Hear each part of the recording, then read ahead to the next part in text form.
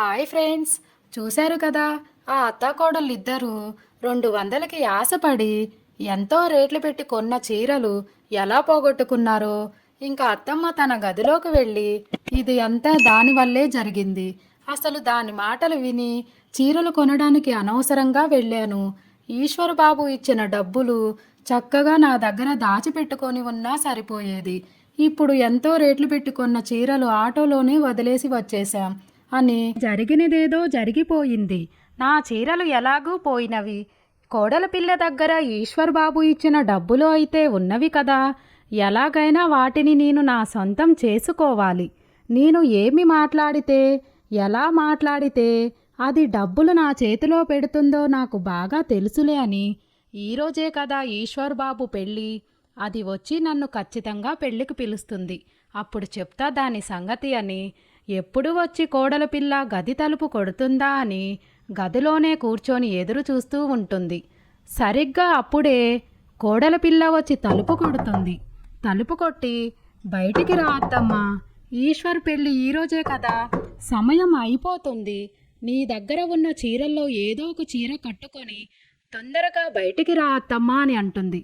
అప్పుడు అత్తమ్మ, నేను పెళ్ళికి రానులేవే, నా దగ్గర ఉన్న డబ్బులతో కొన్న చీరలు పోయినవి కదా, ఇప్పుడు నేను కొత్త చీర కట్టుకుందామన్నా కానీ నా దగ్గర డబ్బులు లేవు కదా, అందుకనే ఈశ్వర్ బాబు ఇచ్చిన డబ్బులు నీ దగ్గరే ఉన్నవి కదా, వాటితో నువ్వు వెళ్ళి మంచి చీర కొనుక్కొని నువ్వే వెళ్ళు, నేను ఇంట్లోనే ఉండిపోతాలే, అంత ధనవంతుల ఇంటికి ఇంత పాత చీరలు కట్టుకొని నేను మాత్రం ఎలా వస్తాను చెప్పు, నువ్వెళ్ళు అని అంటుంది. నేను అయితే ఖచ్చితంగా పెళ్ళికి వెళ్ళాల్సిందే, వాళ్ళు పెట్టేవన్నీ తినాల్సిందే అని. సరేలే అత్తమ్మ, ఈశ్వర్ బాబు ఇచ్చిన డబ్బులు నా దగ్గర ఉన్నాయి కదా, వాటిలో నీకు సగం ఇస్తాలే, ఇప్పుడైతే చీరలు కొనుక్కోవడానికి సమయం లేదు, మీ దగ్గర ఉన్న చీరల్లో ఏదో ఒక మంచి చీర కట్టుకొని బయటికి రా అత్తమ్మ, నేను కూడా నా దగ్గర ఉన్న చీరల్లో ఒక చీర కట్టుకుంటాను అని ఇద్దరూ రెడీ అవుతారు. ఇంకా కోడల పిల్ల అలా అనగానే, సరేలే ఎలాగైతే కోడల పిల్ల ఈశ్వర్ బాబు ఇచ్చిన డబ్బులలో సగం డబ్బులు ఇస్తానంది కదా, ఇంకా పెళ్ళికి వెళ్దాం, వెళ్ళకపోతే ఎలాగా, జమీందారు కుటుంబంలో నుంచి మాకు రాక రాక పెళ్ళికి పిలుపు వచ్చింది, వెళ్ళకపోతే ఎలాగా, ఒకగానొక కొడుకు కదా, ఖచ్చితంగా వెళ్ళాలి అని అత్తమ్మ రెడీ అయి బయటకు వస్తుంది. ఇంకా కోడల పిల్ల కూడా రెడీ అయి ఉంటుంది. ఇద్దరూ కలిసి పెళ్ళికి వెళ్తారు. ఇంకా ఇద్దరూ పెళ్ళికి వెళ్ళేసరికి అక్కడంతా ఎంతో పెళ్ళికి ఏర్పాట్లు చేస్తూ ఉంటారు.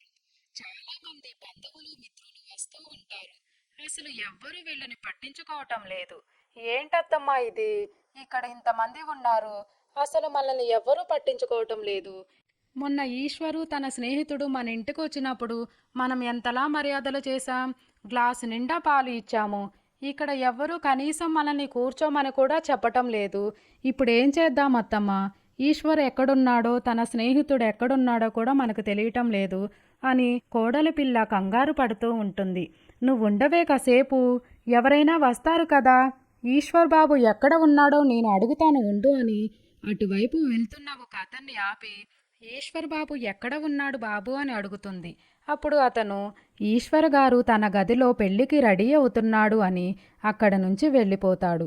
ఇంకా వీళ్ళిద్దరూ, పద అత్తమ్మ, ఈశ్వర్ తన గదిలో ఉన్నాడు అంట, ఎలాగైనా తన గది ఎక్కడుందో తెలుసుకొని మనం కూడా అక్కడికి వెళ్ళి ఈశ్వర్ని కలుద్దాం అని ఇద్దరూ ఎతుక్కుంటూ తన గది దగ్గరికి వెళ్తారు.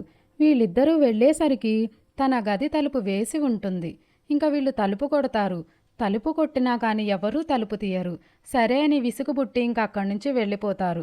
పెళ్లి మండపం దగ్గర కూర్చొని ఈశ్వర్ అయితే పెళ్లికి సిద్ధం అవుతున్నాడు, తలుపు తీసేటట్టు లేడు, మనం ఇప్పుడు ఏం చేద్దాం అత్తమ్మా అని అటువైపు వెళ్తున్న ఇంకో అతన్ని ఆపి, ఈశ్వర్ లోపలున్నాడు, తన స్నేహితుడు ఎక్కడున్నాడు బాబు అని అడుగుతుంది. అప్పుడు తను, ఈశ్వర్ స్నేహితుడు రాలేదు అంటే, అసలు పెళ్ళికి వస్తాడో లేదో కూడా తెలీదు అంట, ఏదో పని మీద సిటీకి వెళ్ళాడంట అని చెప్పి అక్కడి నుంచి వెళ్ళిపోతారు. ఇంకా అతను చెప్పింది విని, అయ్యో అత్తమ్మ, ఈశ్వర్ స్నేహితుడు వస్తాడో రాడో తెలియదంట, ఆ రోజు నువ్వు ఇంటికి వచ్చినప్పుడేమో గ్లాసు నిండుగా పాలిచ్చావు, అనవసరంగా టీ కూడా తాగకుండా ఇచ్చేశావు, ఇప్పుడు మరి తన స్నేహితుడు రాకపోతే నువ్వు ఇచ్చిన గ్లాసు పాలు వేస్ట్ అయిపోయినట్లే అత్తమ్మ అని కోడలి పిల్ల అత్తమ్మని ఇంకా భయపెడుతూ ఉంటుంది. ఇంకా అత్తమ్మ సరే కొంతసేపు ఇక్కడే కూర్చొని చూస్తూ ఉందాం, ఈశ్వర స్నేహితుడు వస్తాడులే అని కూర్చుంటారు. ఇంకా ఇద్దరూ అలా ఎదురు చూస్తూ ఉంటారు. ఎంతసేపు చూసినా కానీ ఈశ్వర్ వాళ్ళు బయటికి రాలేదు. ఈశ్వర్ స్నేహితుడు కూడా పెళ్లికి రాలేదు. సరే అని చూసి చూసి అత్తమ్మ ఇంకా కోడలిని అంతా నీ వల్లే జరిగింది. ఆ రోజు నేను ఇంటికి వచ్చినప్పుడు ఈశ్వరికి ఇస్తాను అంటే ఈశ్వరికి వద్దు తన స్నేహితుడికివ్వు అని గ్లాసు నిండా పాలు తనకిచ్చేలాగా చేశావు. అదే తనకివ్వకుండా ఈశ్వరికి ఇచ్చి ఉంటే ఈరోజు ఈశ్వర్ బాబు నాకు చాలా మర్యాదలు చేసేవాడు అని కోడలిని తిట్టటం మొదలు పెడుతుంది. అబ్బా ఆగు అత్తమ్మ, ఒకసారి అటు చూడు, ఈశ్వర్ స్నేహితుడు వస్తున్నాడు. ఇంకా నన్ను తిట్టడం ఆపేస్తే ఇద్దరం కలిసి తన దగ్గరకు వెళ్ళి మాట్లాడదాం అని అంటుంది. ఇంకా ఈశ్వర్ స్నేహితుడిని చూడగానే అత్తమ్మకి ప్రాణం లేచి వస్తుంది. గబగబా అతని దగ్గరికి ఇద్దరు కలిసి వెళ్తారు. అప్పుడు ఈశ్వర్ స్నేహితుడు వీళ్ళిద్దరినీ చూసి కూడా అసలు ఎవరో తెలియనట్లుగా పక్క నుంచి వెళ్తూ ఉంటాడు. అప్పుడు అత్తమ్మ, ఏంటి బాబు అలా వెళ్ళిపోతున్నావు, మమ్మల్ని గుర్తుపట్టలేదా అని అంటుంది. అప్పుడు ఈశ్వర్ స్నేహితుడు వీళ్ళు ఎవరో తెలిసి కూడా గుర్తుపట్టనట్లుగా, ఎవరు ఆంటీ మీరు, మిమ్మల్ని ఎప్పుడూ చూసినట్టు లేదే అని అంటాడు. అప్పుడు అత్తమ్మ, అదేంటి బాబు మమ్మల్ని గుర్తుపట్టలేదా, మొన్న ఈశ్వర్ బాబుతో పెళ్లి శుభలేఖ ఇవ్వడానికి మా ఇంటికి వచ్చావు. అప్పుడు నేను నీకు గ్లాసు నిండుగా పాలు పోసి ఇచ్చాను. నేను టీ పెట్టుకుందాం అనుకొని కూడా స్నేహితుడు పెళ్లి కోసం నువ్వింతలా కష్టపడుతున్నావని ముచ్చట వేసి పాలు మొత్తం నీకే ఇచ్చేశాను బాబు అని అంటుంది. అప్పుడు ఈశ్వర్ స్నేహితుడు, మీరా ఆంటీ గుర్తొచ్చారు. మీరేమో ఇంట్లో దోమలు ఎక్కువగా ఉన్నాయని నన్ను ఈశ్వర్ని బయటే నుంచోబెట్టి మాట్లాడారు. తర్వాత మమ్మల్ని పంపించేసి కోడల్ని తీసుకొని వచ్చి మళ్ళీ మా దగ్గరికి వచ్చి లోపలికి తీసుకువెళ్ళి 4 మాయమాటలు చెప్పి ఈశ్వర్ చేత చెక్కు రాపించుకున్నారు. అయినా కానీ నాకు ఒక డౌటు ఆంటీ, దోమలు ఎక్కువగా బయట ఉంటాయి కదా, మరి మీరేంటి ఆ రోజు ఇంట్లో దోమలు ఎక్కువగా ఉన్నాయి అన్నారు, ఎందుకని అలా అబద్ధం చెప్పారు అని. సరేలే నాకు పెళ్లి పనులు ఉన్నాయి, నేను ఈశ్వర్ దగ్గరికి వెళ్ళాలి అని వెళ్తూ ఉంటాడు. ఆగు బాబు, ఎందుకు అలా వెళ్ళిపోతున్నావు, నీకు ఆ రోజు గ్లాసు నిండా పాలు ఇచ్చాను కదా, మాకు కనీసం జ్యూస్ ఇప్పించాలని కూడా నీకు అనిపించలేదా, పెళ్లికి ముందు ఏదో ఒకటి పెడుతూ ఉంటారు కదయ్యా, మాకు కూడా పెట్టించు బాబు అని అంటుంది. అయ్యో ఆంటీ, పొద్దున్నుంచి అన్నీ పెడుతూనే ఉన్నారు, మీరు ఇప్పుడు వచ్చారు, అన్నీ అయిపోయినట్లు ఉన్నాయి, అక్కడైతే భోజనాలు పెడుతున్నారు, అక్కడికి వెళ్ళి తినండి అని అంటాడు. అప్పుడు అత్తమ్మ, అప్పుడే భోజనాల బాబు, ఏదో ఒకటి పెట్టించయ్యా, చికెనో మటనో కనీసం సూపులన్నా ఇప్పించయ్యా అని అంటుంది.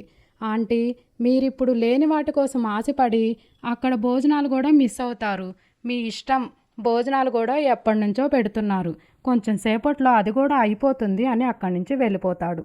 అప్పుడు కోడలు పిల్ల, అమ్మో అత్తమ్మ అయిపోతాయంట అత్తమ్మ, ఎప్పటి నుంచో పెడుతున్నారంట, తొందరగా పద అని ఇద్దరూ పరిగెత్తుకుంటూ అక్కడికి వెళ్తారు. అక్కడికి వెళ్ళేసరికి చాలా రకరకాల పిండి వంటలు, బిర్యానీలు, చికెన్లు, మటన్లు చాలా ఉంటాయి. అవి అన్నీ చూసి వీళ్ళిద్దరికీ నోటులో నుంచి నీళ్లు వస్తూ ఉంటాయి.